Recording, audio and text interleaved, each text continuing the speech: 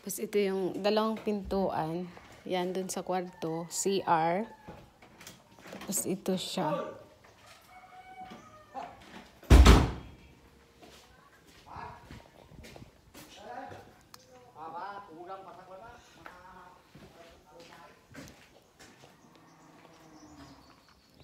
Tapos ito naman yung isang pintuan din na malapit lang matapos para doon sa kwarto ng anak ko. Ito din yung gagamitin niya.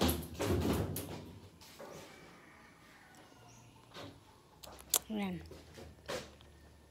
Ito yung bed niya, lumang bed.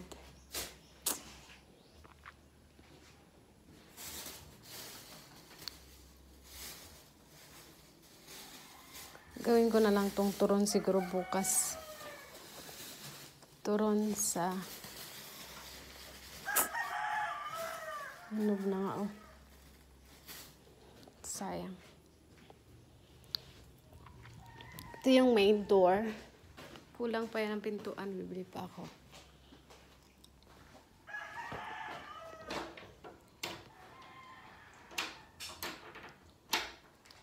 Bakit kaya ayaw na?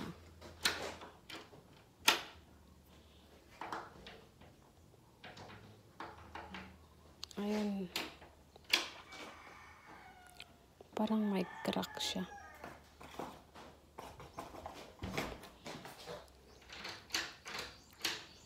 Siguro maglagay na lang ako ng lock dyan sa taas.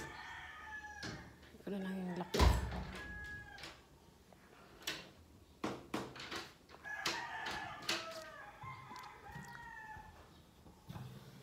Varnish pa ito. Kulang sa varnish.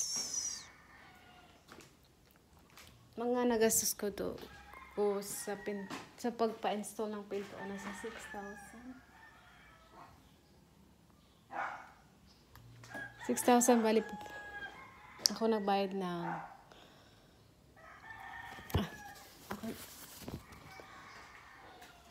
hindi po pakyaw yan kasi nagpakain pa ako. Hindi po siya pakyaw. Okay lang. Lock na natin. Ba't ang tigas?